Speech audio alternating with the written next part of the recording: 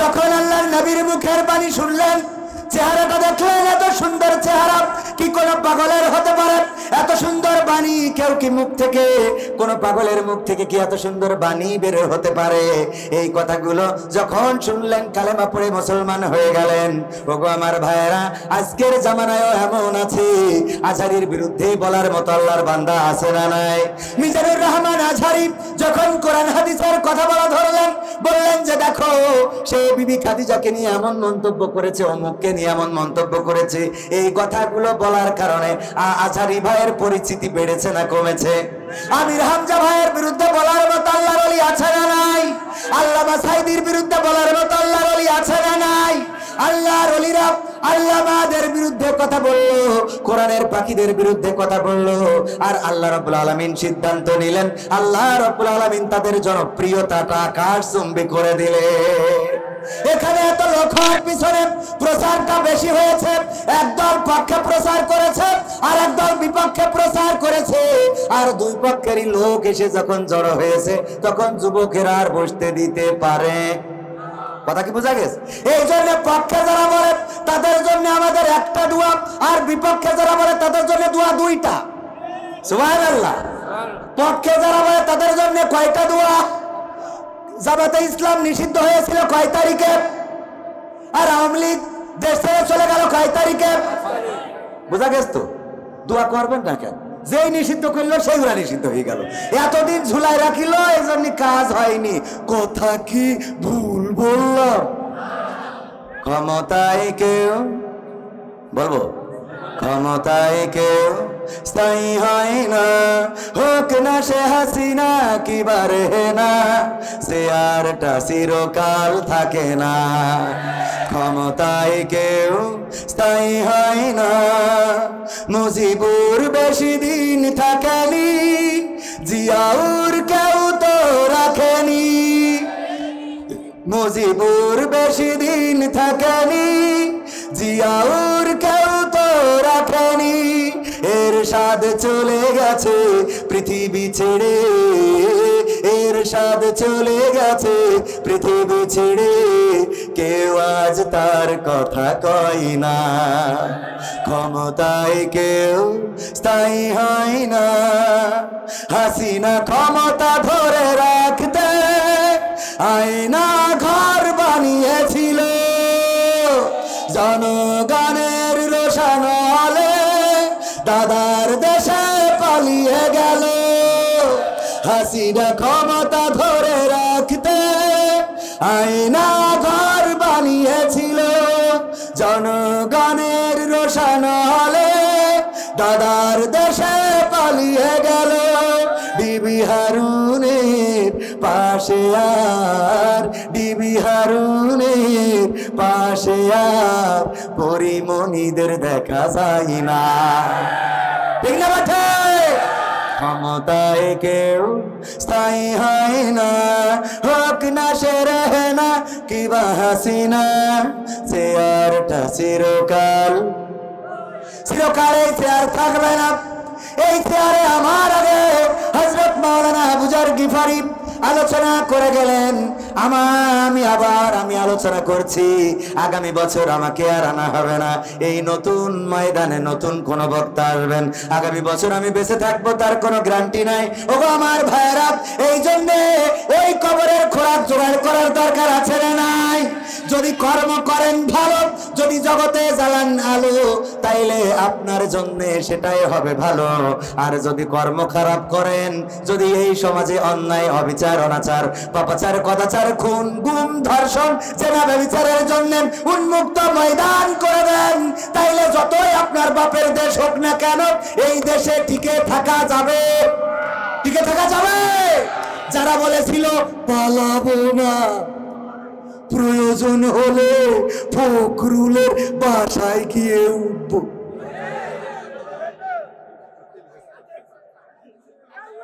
বলেছে না বলে নাই? কোথায় গেল মন্ত্রীরা সব? কোথায় গেল এমপিরা সব? কোথায় কাদের কাকা? তাদের সারা দেশটা এখন লাগে ফাঁকা ফাঁকা। ঠিক না বেঠে? কোথায় গেল মন্ত্রীরা সব? কোথায় গেল এমপিরা সব, কোথায় কাদের কাকা? তাদের সারা দেশটা এখন লাগে ফাঁকা ফাঁকা, ওদের সারা দেশটা এখন লাগে ফাঁকা ফাঁকা। পালাবো না, পালাবে না, পালাবে না, যাই না তবু দেখা, পালাবে না, পালাবে না, যাই না তবু দেখা। তাদের সারা দেশটা এখন লাগে ফাঁকা ফাঁকা, ওদের সারা দেশটা এখন লাগে ফাঁকা ফাঁকা। আইন মন্ত্রী আটকে গেল আইনেরই ফাঁকে, দাড়ি ছাড়া দরবেশের ভণ্ড ভণ্ড লাগে। ঠিক না বেঠে? আমার শাশুড়ি সেই আবার বিয়ের সময় এসে সভাপতির বলে একটা হাফেজা পাত্রী দেখিতেন, শয়তান কোথাকার। সারাদিন খেয়ে আসলি এক শাশুড়ির, এখন আবার হাফেজা খুঁজে। পাকাম আছে না? হ্যাঁ, ওরে বাবা, আছে মানে কি শত শত নিয়ে ঘুরে বেড়াচ্ছে। আর বিয়ের রাতি মনে করে যে এটা বিয়ে করেছি, মনে হয় ওরে বাবা এক নম্বর। ও জিজ্ঞেস করে যে তুমি কারোর সাথে? কয় না না না, কি বলছো? আমার ভাই তার মেরি ফেলতে একেবারে। তা বলছে তুমিও যেমন আমিও তেমন। মেয়ে বলছে তো বুঝাই গেছে তুমি 12টা। হ্যাঁ, কথা ঠিক না বেঠে?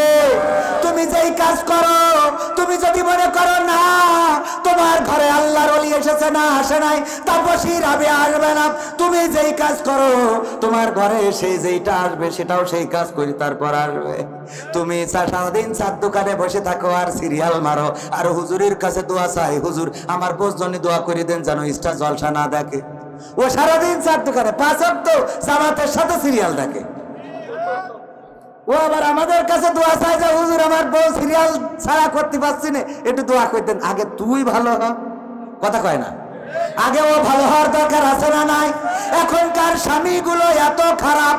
আমার আব্বা বলতো, একবার ওয়াজ করেছে, ওগো আমার মা বোনেরা, তোমরা দয়া করে স্বামীর চুল দিয়ে পা মুছাইয়ে দিবা, কারণ চুল দিয়ে যদি পা মুছিয়ে দাও তাইলে রহিম আলাইহিস সালাম যেমন আইয়ুব আলাইহিস সালামকে চুল দিয়ে পা মুছিয়ে দিয়ে আল্লাহর রহমত প্রাপ্ত হয়েছে, তেমনি তোমরা রহমত পাবা। এই কথা বলেছে। এই ওয়াজ করার পরে আমাদের এই গান্নার এক মা বা এক বোন, সে বাড়ি যেয়ে স্বামীর চুল দিয়ে পা মুছাইয়ে শুয়েছে। শোয়ার পরে গন্ধে জ্বালায় বাঁচা যাচ্ছে না। ওরে গন্ধ, দুর্গন্ধ, এত গন্ধ কোথা থেকে আসে গো? তখন তো কারেন্ট ছিল না, হেরিকেনের আলো জ্বালাইয়েছে, জ্বালাইয়ে খুঁজতেছে গন্ধ কোথা থেকে বের হয়। খুঁজে খুঁজে খুঁজে খুঁজে গন্ধ কোথাও পাওয়া যায় না। স্বামী চুল টেনে এনে শুকে দেখে চুল থেকে এই দুর্গন্ধ, পায়খানার গন্ধ আসে। বলল, ও গো আমার স্ত্রী গো, তোমার চুল থেকে এই দুর্গন্ধ গো, কেমনে ঘুমাবো বলো? এই জন্যই তো ঘুমানো যায় না। তোমার চুলে কেমন করে দুর্গন্ধ লাগলো, কেমন করে পায়খানার গন্ধ আসলো বলো দেখি। কয় আমি তো জানি না, হুজুর এসেছিল, কবির বিন সামাদ ওয়াজ করেছিল, তোমরা তোমাদের স্বামীদের চুল দিয়ে পা মুছাইয়ে দিবা। এই ওয়াজ শুনে আমি এসে তোমার চুল দিয়ে পা মুছাইয়ে শুইছি, এর বাইরে আর কিছু জানি না। বলছে ঘটনা তো ঘটে গেছে রে। কারণ চায়ের দোকানে ওখানে টাকা দিয়ে তাস খেলছিল, কি বিলাস, জুয়া খেলা। এই জুয়া খেলতেছে রুইতন, টিক্কা, হট্টন, তারপরে আরো কি কি আছে, এইগুলো মারতেছে। হঠাৎ করে আর্মির একটা গাড়ি ঢুকেছে, বুঝে ফেলাইছে আর্মি যদি ধরে তাহলে গান না গাওয়ায় ছাড়বে না। ঠিক না বেটা? আর্মি যদি ধরে গান না গাওয়ায় ছাড়বে, সুতরাং গান গাওয়ার আগে বিদায় নিতে হবে। এই কারণে তাড়াতাড়ি করে দিয়েছে, দৌড় জুতো পাই দিয়ে টাইম পাইনি। যে বাঁশবাগানের নিচে কিরা ছেড়ে দিয়েছে, চটকায় যেয়ে শুয়ে রয়েছে। আর আমার ওই বোন ওই দিন মুসাইছে রে। পরের দিন যখন হুজুর বাড়িতে যাচ্ছে, আমার আব্বাকে ডেকে বলছে, মা বোনেরা ওগো হুজুর শোনেন, ওয়াজ করলেন স্বামীর চুল দিয়ে পা মুছাই দেবেন। খুব ভালো কথা, আমাদের চুল দিয়ে পা মুছাইতে কোনো অসুবিধা নাই, কিন্তু একটু দয়া করে বলবেন স্বামীরা যেন টিউবওয়েলেতে পাটা ধুয়ে তারপরে শুই। টিউবওয়েলেতে যেন পাটা ধুয়ে তারপরে শুই।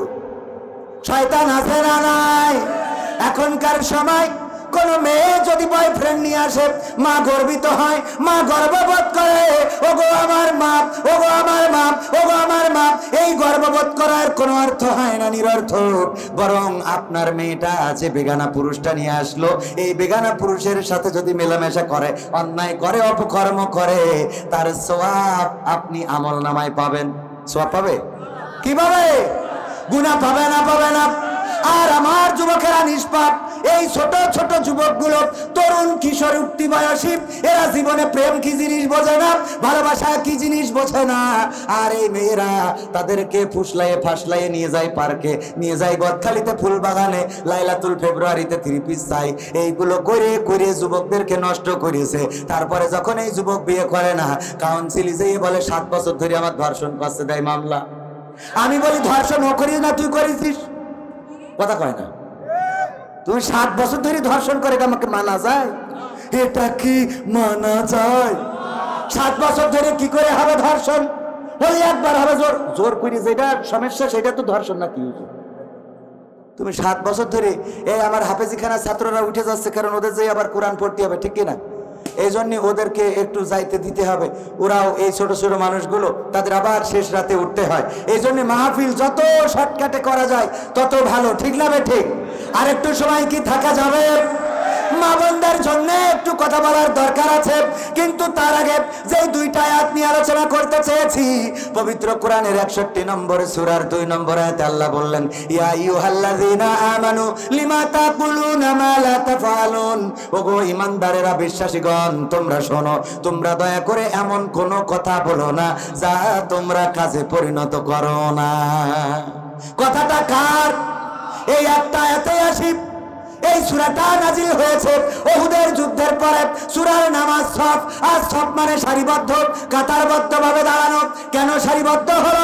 পবিত্র এই সূরার 61 নম্বর সূরা সফের 4 নম্বর আয়াতে আল্লাহ বলেছেন, ইন্নাল্লাহা ইউহিব্বুল্লাযীনা ইউকাতিলুনা ফি সাবিলিহি সাফফান কাআন্নাহুম বুনয়ানুম মারসুস। আল্লাহ এখানে সব শব্দটা ব্যবহার করেছেন।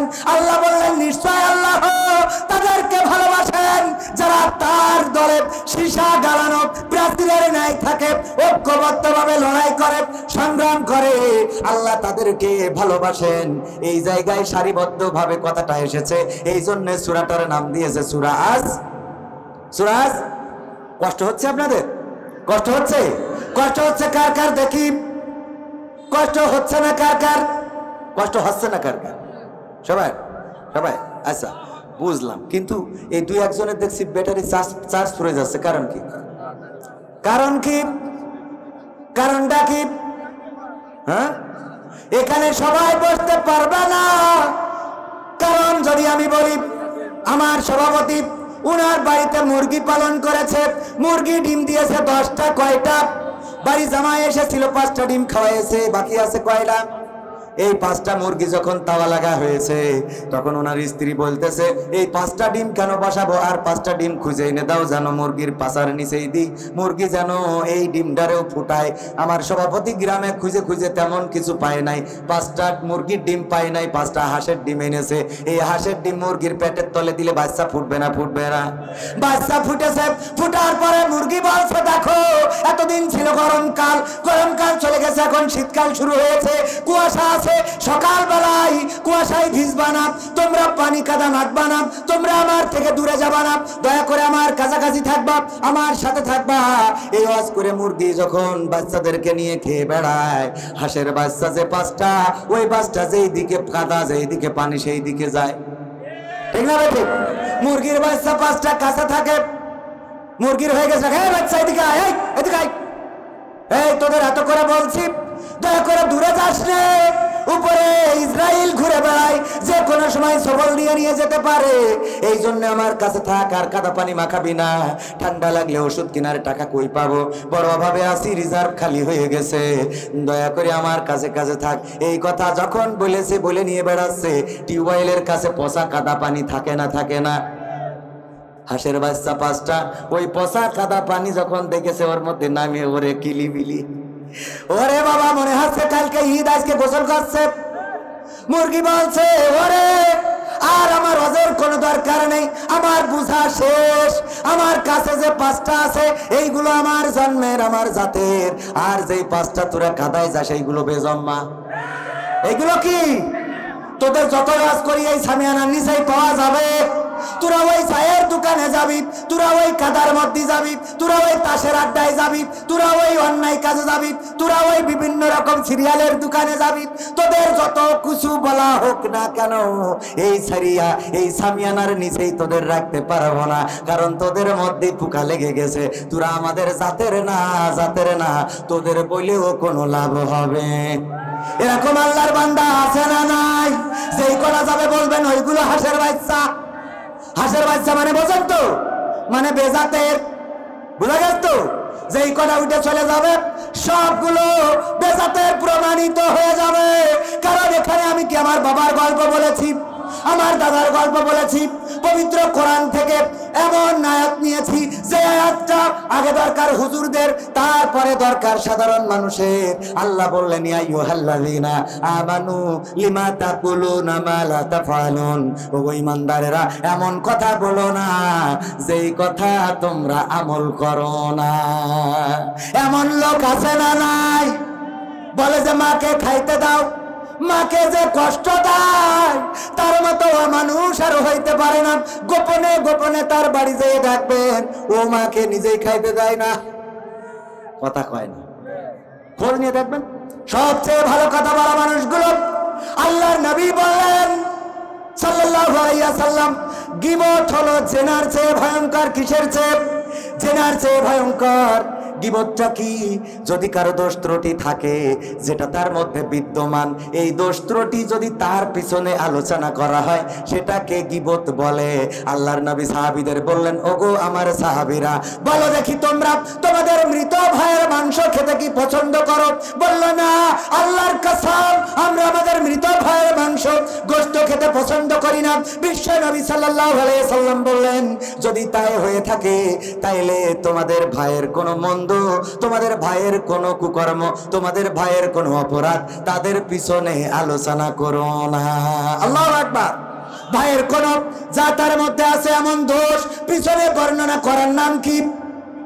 এই গীবত করা যাবে না, এটা আমরা বলি না, বলি না, আমরা কোরআন হাদিস দিয়ে বলি।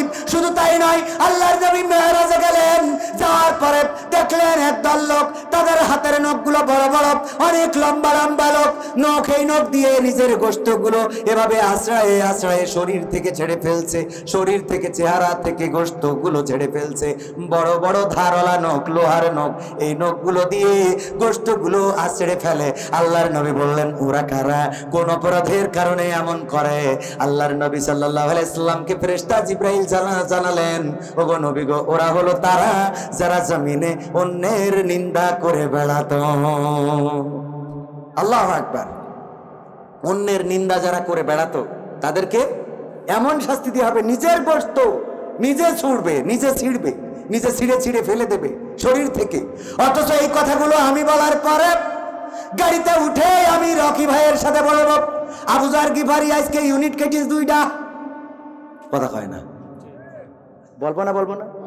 আমি ওয়াজ করার পরে কালকে আমি বলবো, ইমাম সাহেব আজকে যে ওয়াজ করলো তা হয়নি, হয়নি তা ওর বললি হয় না, কথা কয় না। এইটা কার বলতে হবে? পিছনে বলার নাম গীবত। আর যদি যা তার দোষ আছে এটা যদি পিছনে বলি সেটা হয় গীবত। আর এই গীবত করার শাস্তি তো বুঝলেন। আল্লাহর নবী বলেন, মৃত ভাইয়ের মাংস যদি না খেতে চাও, গোশত যদি না খেতে চাও, তাহলে পিছনে গীবত করো না। যদি কোনো ত্রুটি থাকে তাহলে একজন মুমিন আর একজন মুমিনের আয়না বলেছেন কি? কয় আল্লাহ। খালি শুধু মনে কয় আল্লাহ কতি পারলে হয়ে গেল না, মানে ওই মনের আবেগে কই ফেলাইছে। রাসূলও যেগুলো বলিছে আল্লাহ থেকে অনুমতি প্রাপ্ত, ঠিক কি না? আল্লাহ রাসূল সাল্লাল্লাহু আলাইহি সাল্লাম বললেন, আল্লাহ রাসূল বললেন, কি বলছিলাম? কোন হাদিস? হ্যাঁ, কোন হাদিসটা বললাম? আয়না। এই একজন মুমিন অপর মুমিনের আয়না।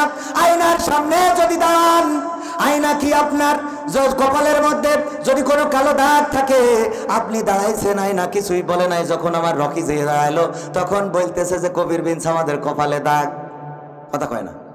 আয়না বলে এই কথা? বলছে কয়, তখন বলবে না তো। হ্যাঁ বলে না, তাহলে কি করে? বিয়ে করে। সভাপতির নেটওয়ার্ক চলে যাচ্ছে, এখনো গান শোনানোর দরকার আছে না নাই? এখনো তো মেন গান বাকি। গণতন্ত্র চিনি নাই আমি, জানি না গণতন্ত্র, গণতন্ত্র দেখিনি আমি, শুনেছি গণতন্ত্র। শোনাবো শোনাবো গান তো 101টা গানের মধ্যে কোরআনের সাথে যারা করবে দ্বন্দ্ব তাদের সাথে কবু হবে না আপোষ। হবে কোরআনের সাথে যারা করবে দ্বন্দ্ব তাদের সাথে কবু হবে না আপোষ। কোরআনের সাথে যারা করবে দ্বন্দ্ব তাদের সাথে কবু হবে না আপোষ। জেল জুলুম হলেও হবে, জেল জুলুম হলেও হবে, বিবেকের কাছে তবু হব নির্দোষ। আমার রবের কাছে রব নির্দোষ, মহান প্রভুর কাছে রব নির্দোষ। কোরআনের সাথে যারা করবে দ্বন্দ্ব তাদের সাথে কবু হবে না। কোরআনের কথা যারা বলে যায় আজ তাদের দমাতে কত ফন্দি, কাউকে ধরে নিয়ে দিয়েছে ফাঁসি, কাউকে রেখেছিল বন্দি। কোরআনের কথা যারা বলে যায় আজ তাদের দমাতে কত ফন্দি, কাউকে ধরে নিয়ে দিয়েছে ফাঁসি, কাউকে রেখেছিল বন্দি। হক কথা বললেই জ্বলে যায় গা, কোরআনের কথা সইতে পারে না। হক কথা বললেই জ্বলে যায় গা, কোরআনের কথা সইতে পারে না। জানি না তাদের আমাদের পরে কেন এত আক্রোশ। আছে না নাই?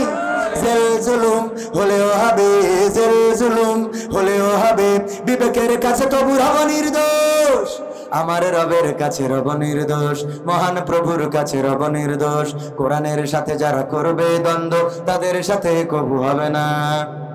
কোরআনের কথা আজ বলতে গেলে আসছে বাধা কত ভাবে, কোরআন প্রেমিকেরা হাতে রেখে হাত সামনে এগিয়ে যাবে। যাবেন? কারা কারা যাবেন দেখতে চাই? লিল্লাহি তাকবীর, লিল্লাহি তাকবীর। কোরআনের কথা আজ বলতে গেলে আসছে বাধা কত ভাবে, কোরআন প্রেমিকেরা হাতে রেখে হাত সামনে এগিয়ে যাবে। হক কথা বলতে করি না কো ভয়, জীবনের বিনিময়ে আনবো বিজয়। হক কথা বলতে করি না কো ভয়, জীবনের বিনিময়ে আনবো বিজয়। বুকে আছে শক্তি, অন্তরে আছে সাহস। আছে সাহস? আছে আছে মানে কি? আপনাদের এলাকার হোগল বগল মিতুল ছিল না? আপনাদের এলাকায় বাড়ি চুয়াডাঙ্গায় মনে হয়, কোটচাঁদপুর, এই তো পাশেই। ওরা একটা কৌতুক করেছিল, এটা আমাদের জন্য খুব দরকার। স্যার বলতেছে এই ক্লাসে সবচেয়ে সাহসী ঘটনা কার জীবনে ঘটেছে একজন বলো। ফজা বলছে স্যার আমার জীবনে। বলছে কি ঘটনা? বলছে আমি একবার সুন্দরবনে গেলাম। কোথায় গেল? যে দেখি রয়্যাল বেঙ্গল টাইগার শোয়া। তারপর আমি আস্তে আস্তে আস্তে আস্তে গেলাম, পিছন থেকে গ্যাসাত করে ল্যাস কেটে নিয়ে চলে আসি। স্যার বলছে সুন্দরবনে গেলে বাবার ব্লাস কেটে নিলে এটা তোমার সাহসী ঘটনা। কয় স্যার কি মনে করেন? সুন্দরবনে যে রয়্যাল বেঙ্গল টাইগার সে শুয়ে রয়েছে, তার লেজ কাটা, এটা তো চারটেখানি কথা নয়। আপনি কি কোনোদিন গিয়েছেন, কেটেছেন নাকি? স্যার বলছে না তা তো করিনি, তবে তোমার কাছে জানতে চাই যে তুমি মাথা বাদ দিয়ে লেজটা কেন কাটলে? বলছে মাথা 1 সপ্তাহ আগে কিটা কেটে নিয়ে গেছে। মাথা তাইও আস্তে আস্তে গেছে।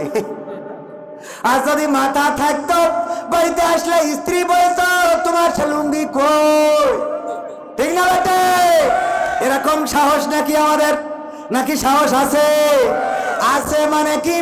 বউয়ের সাথে একটু কেমন করে কথা বলতে হয়, কেমন করে বউকে শাসনে রাখতে হয় তাও পারে না। আমাদের কাছে এসে বলে হুজুর দোয়া করে দেন বউ যেন নামাজি হয়ে যায়, বউ যেন রোজাদার হয়ে যায়, বউ যেন সিরিয়াল ছেড়ে দেয়, অথচ নিজে নামাজ পড়ে না, রোজা রাখে না। একবার একজন মহিলা সে তার স্বামীকে বলল হুজুরকে দাওয়াত করে আনবা খাওয়াবো, হুজুরের একটু দাওয়াত করে আনবা খাওয়াবো। আমার হুজুরের ইমাম সাহেব ছিল এখানে, ইমাম সাহেবের দাওয়াত দিয়েছে। বলছে ভাই আপনি কি নামাজ পড়েন নাকি? কয় না। কয় আমি বেনামাজির হাতের খাইনি, কারণ আমার ইবাদত নষ্ট হয়ে যাবে। বাড়িতে এসে বলছে দেখো হুজুর বেনামাজির বাড়ি খায় না, আমি তো নামাজ পড়ি না। স্ত্রী বলছে শোনো তুমি যদি হুজুরের দাওয়াত করে না আনো, আমি ওই যে মোরগদারে রেখে দিয়েছি হুজুরের নামে, যে হুজুরের দাওয়াত করে খাওয়াবো, এইটা মানো, এইটা যদি না খাওয়াইতে পারো তাইলে তোমার সংসার আমি করব না। বলছে ঠিক আছে, আমি শুনেছি হুজুরদের মুখী যে মিথ্যে কথা বউকে খুশি করার জন্য মিথ্যে কথা বলা যায়, হাদিসি আছে। কোন হাদিসি? হাদিসি আমপারা। এরকম আছে না নাই? যুবকদের জিজ্ঞাসা করবেন নামাজ পড়ো কি কিনা? কয় না। বিয়ে করেছো কিনা? কয় করেছি। কেন বিয়ে করলে বেনামাজি? বলছে বিয়ে করা ফরজ, এই জন্য করেছি। বিয়ে করা ফরজ তাই করিস, তো নামাজ পড়া কি? ওটাও ফরজ মানে কি? আগে তো নামাজ। তুই বিয়ে না করলু, বিয়ে শুধু ফরজ না, বিয়ে 4 প্রকার। কয় প্রকার? 4 প্রকার। 1 নম্বর ফরজ, 2 নম্বর সুন্নাত, 3 নম্বর মাকরু, 4 নম্বর হারাম। হারাম বিয়েও আছে না নাই? ওই যে সাকিব, কি সাকিব জানো, ছোট জুনিয়র সাকিব, ওর ওখানে ঘেসান করে নিয়েছে, ও এখন বিয়ে করা হারাম। তোমার মেশিন নেই, তুমি বিয়ে করিতে পাখামো করবা তুমি? ওর জন্য বিয়ে করা কি? আর মাকরু কাদের জন্য? যাদের কষ্ট আছে না না, মানে আমি তো বাপু এই লেখার লোক, ঠিক কিনা? 2-1টা কথা যদি একটু ভালো করে না বলি অনেকে বুঝতে পার না, ঠিক না বেঠিক? 2-1টা কথা একটু বলার দরকার আছে। এই বইলেও তো লজ্জা দিতে পারছি, এত বইলেও লজ্জা হয় না, তো না বললে কি হইতো? হ্যাঁ, না বললে কি হইতো সেটা বলে। 12টা কেন, 1টা পর্যন্ত আপনারা থাকতে পারলে আমি আসি। হ্যাঁ হুজুর, এ পাকামো হুজুর মনে করেন, খেলা হবে প্রয়োজনে সারা রাত হবে, ঠিক না বেটা? মা বোনেরা, এই বোন বললো, বাবা স্ত্রী বললো, দেখো যাই করে হোক তাই করে হোক দাওয়াত করে নিয়ে আসো। ও বলছে আমি হাদিসি পাইছি যে মিথ্যে কথা বলা যাবে। যে হুজুরি বলছে হুজুর নামাজ পড়া ধরেছে, এইবার আসেন। হুজুরে এসে সে বলছে সত্যি নামাজ পড়েন? খাতি বসে গোস্ত মোস্ত সব সামনে দিয়েছে, বলছে একদম হুজুর একদম নামাজ পড়া। তা ঠিক আছে, তাহলে বলেন তো ফজরের ফরজ নামাজ কয় রাকাত? বলছে হুজুর খাওয়ার সময় কথা কতি নেই।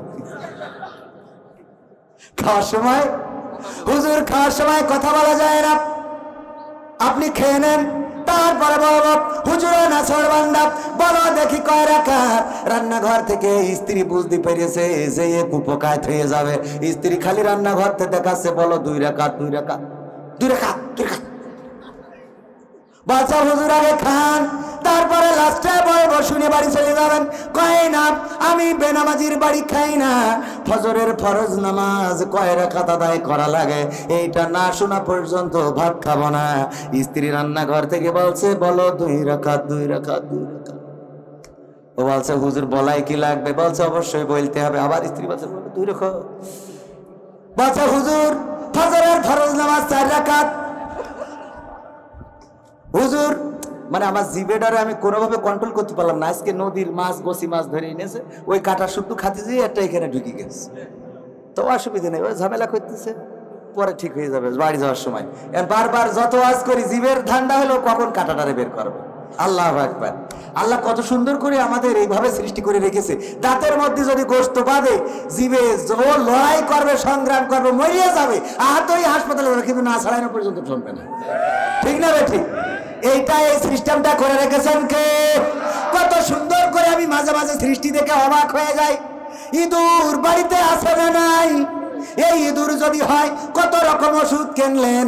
আমাদের একজন ওষুধ বিক্রি করতো, এই যে ওষুধ কিনবেন ইঁদুর, আপনার ঘরে ইঁদুর, নারকেল গাছে ইঁদুর, তাল গাছে, বেল গাছে, যেখানে যায় ইঁদুর, যেখানে খাবে সেখানে পড়ে থাকবে।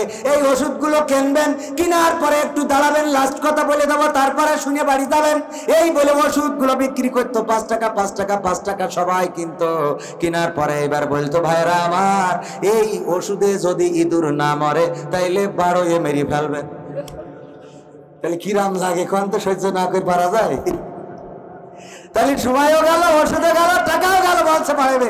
ও যখন বলতো ভাই যদি 12 মারা লাগে তাহলে ওষুধটা কিনলাম কেন? কয় ভাই আমার বউ বাচ্চা আছে, সংসার আছে, এটা বেঁচে খায়, খাইলে হয়তো মরবে, যদি একান্ত না মরে তাইলে তার 12 মারা ছাড়া আর কোনো রাস্তা, আর তো কোনো রাস্তা নাই।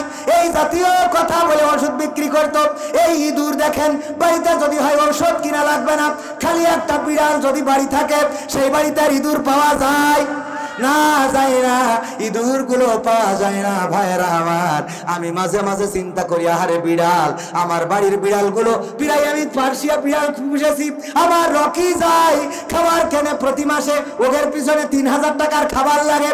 এখন 3টা আগে ছিল 2টা, ওরা আবার একটা বেবি দিয়ে 3টা হয়েছে পার্সিয়া বিড়াল। ওরা করে কি, যত ইঁদুর, এখন তো আর ইঁদুরই নেই, সুসা যদি একটু বের হয় ওইটারে ধরে মেরে ঘরে এনে দেখায় যে দেখ আমি খাই না, শুধু কিছু করিও, মানে শুধু খাই নে কিছু করি, ইঁদুর এনে ঘরে আমার খাটের কাছে থুই দেয় যে দেখো, মনে করছে শুধু খাচ্ছি না।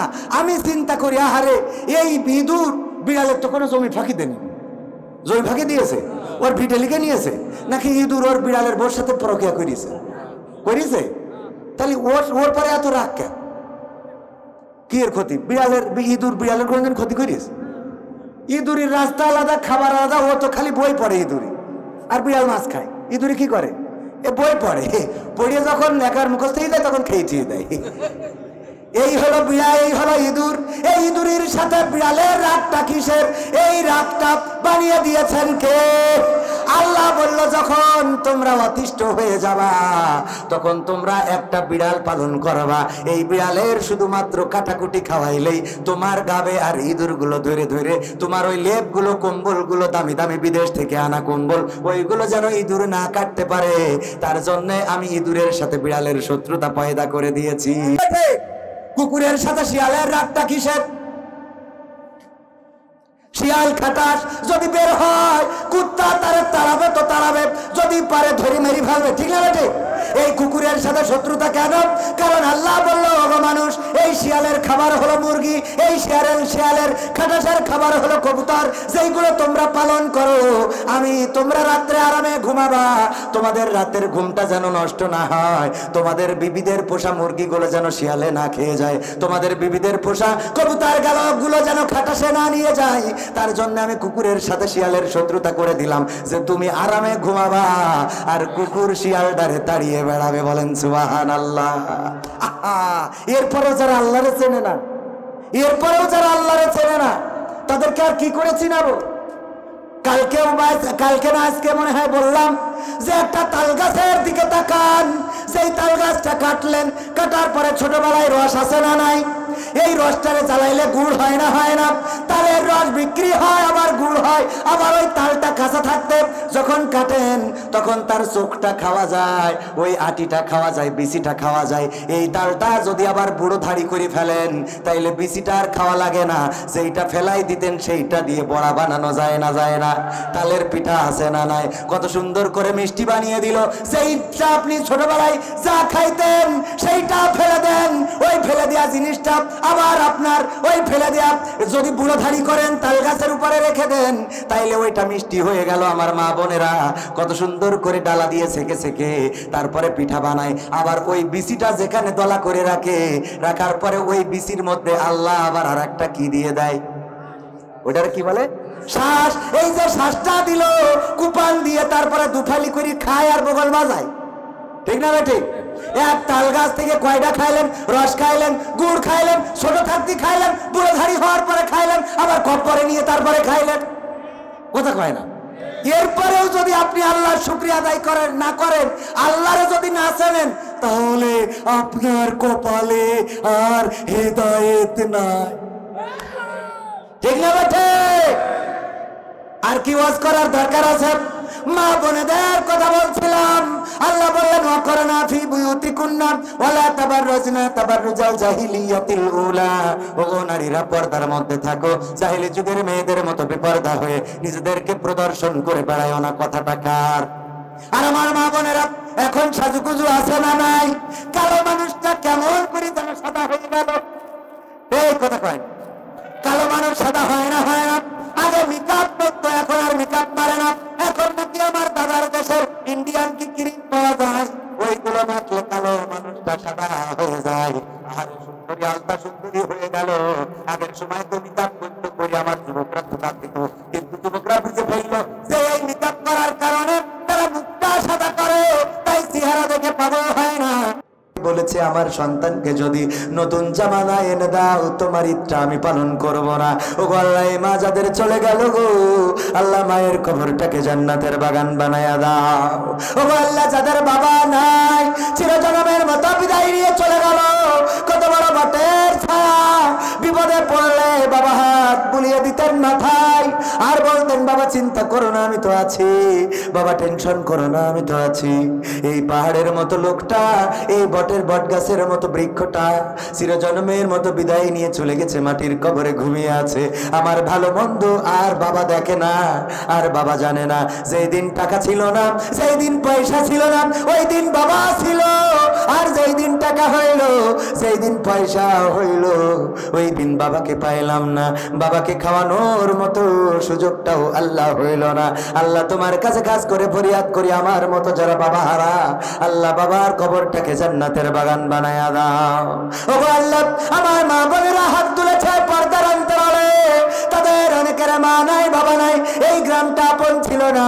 বিয়ের দিন বাবা কত কান্না করেছিলেন, মা কত কান্না করেছিলেন, বুক ফাটা কান্না। হারে তোরে কলিজার টুকরা তিলে তিলে বড় করলাম। বাবা জামাইয়ের হাতে তুলে দেওয়ার সময় বলেছিল, বাবা গো আমার মেয়েটারে কোনোদিন কষ্ট দিই নাই, ব্যথা দিই নাই, তুমি মোটা চাউলের ভাত আর মোটা সুতার কাপড় পরায়ো, দুঃখ দেবো না, কিন্তু আমার মেয়েটারে নির্যাতন করো না, নিষ্পেষণ করো না, কষ্ট দিও না। আল্লাহ এই বাবা যাদের চিরজনমের মতো বিদায় নিয়েছে, কবরটারে জান্নাতের বাগান বানাও। আল্লাহ যাদের নানা নাই, নানি নাই, দাদা নাই, দাদি নাই, সন্তান নাই, আপনজন চলে গেল, আল্লাহ এই জায়গায় মসজিদের পাশে বাড়ি মোহাম্মদ জনি নামের একজন গতকালকে এয়ারপোর্টে একজন প্রবাসী আনতে গেল, আর সেখান থেকে লাশ হয়ে বাড়ি এসেছে। ছোট্ট ছোট্ট দুইটা সন্তান রয়েছে। আল্লাহ তোমার ডাকে সাড়া দিয়ে চলে গেছে, কেমন আছে জানি না। আল্লাহ তুমি জনি ভাইয়ের কবরটাকে জান্নাতের বাগান বানাও। আল্লাহ তুমি তার পরিবারকে ধৈর্য ধারণের তৌফিক দান করে দাও। আল্লাহ যদি বেঁচে থাকতো আজকে হয়তো এই মাহফিলটাই আসতো, বসতো, কোরআনের কথাগুলো শুনতো। আল্লাহ তোমার ডাকে সাড়া দিয়ে আজকে কবরের দেশের বাসিন্দা। গতকাল যা ছিল, গত পরশু যা ছিল, আসছে নাই। সন্তান দুটো যাকে আব্বা আব্বা বলে গলা জড়িয়ে ধরতো, আর স্ত্রী যাকে এত ভালোবাসতো, মা যারে কলিজার টুকরা, সন্তান তার চেহারার দিকে প্রশান্তি খুঁজে পেত, এই মা সন্তান হারা হয়ে গেল, স্ত্রী বিধবা হয়ে গেল, আর সন্তান এতিম হয়ে গেল। আল্লাহ তুমি দয়া করে এই বান্দার কবরটাকে জান্নাতের বাগান বানাও। জান্নাতের সিঁড়িতে আল্লাহ সকল পরিবারের সবার সাথে সাক্ষাতের ব্যবস্থা করে দিও। আল্লাহ এই মাহফিলের আয়োজন যারা করেছে, আমার যুবকেরা, আমার তরুণেরা, আমার কিশোরেরা, আমার ছাত্ররা, এই গ্রামবাসী যারা আয়োজন করেছে, আল্লাহ তুমি এই আয়োজনটাকে কবুল করে নাও। আল্লাহ যারা আয়োজন করেছে তাদেরকে নামাজি রোজাদার বানিয়ে দাও। আল্লাহ কোরআনের পথের প্রতীক করে দাও, সাহাবীদের সাথে কবুল করে নাও। আল্লাহ তুমি দয়া করে তাদের হাত দিয়ে যেন ভালো ভালো কাজ হয়, আল্লাহ সেই তৌফিক দান করে দাও। ও আল্লাহ এই মাহফিলের সভাপতি মা অসুস্থ, হাত তুলেছে, এতক্ষণ পর্যন্ত ধৈর্য ধারণ করে বসে রয়েছে। আল্লাহ তুমি দয়া করে আমার সভাপতি সাহেবকে কবুল করে নাও, নেক হায়াত দিয়ে দাও। আল্লাহ মা অসুস্থ, সুস্থতা দান করে দাও। আল্লাহ তার হায়াতে তাইয়্যিবা নসিব করে দাও। ও আল্লাহ যখন মরণ দিবা পূর্ণ মুসলমান বানায় নিও। ও আল্লাহ এই গ্রামে যত কবরবাসী ঘুমানো কবরগুলোকে ক্ষমা করে দাও। আল্লাহ যেই বাড়িতে খাইলাম আমার এলাকার দুলা ভাই, আল্লাহ তুমি দয়া করে তাকে নেক হায়াত দিয়ে দাও। প্রবাসে যাবে, সৌদি আরবে যাবে, আল্লাহ যাতায়াতটা নিরাপদ করে দাও। আল্লাহ সেখানে যে যেন আয় রুজি করতে পারে তৌফিক দিয়ে দাও। এই গ্রামের যত প্রবাসী আছে, আল্লাহ তুমি তাদের মুসিবত মুক্ত করো। আল্লাহ তুমি তাদের আয় রুজিকে বরকত দান করে দাও। আল্লাহ তারা যেন হাসি মুখে আবার পরিবারের কাছে ফিরে আসতে পারে তৌফিক দিয়ে দাও। আল্লাহ আমার মা বোনেরা যারা অসুস্থ, সুস্থতা দান করে দাও। নিঃসন্তানীকে সন্তান দিয়ে দাও, অসুস্থের সুস্থতা দাও। আল্লাহ অভাবীর অভাব দূর করে দাও, ঋণগ্রস্তের ঋণ পরিশোধের ব্যবস্থা করে দাও। আল্লাহ তোমার কাছে কাজ করে ফরিয়াদ করি, আমার সাথে এই রাতে যারা হাত তুলেছে, যার মনে যে চাওয়া আছে চাওয়াগুলো পাওয়া করে দাও।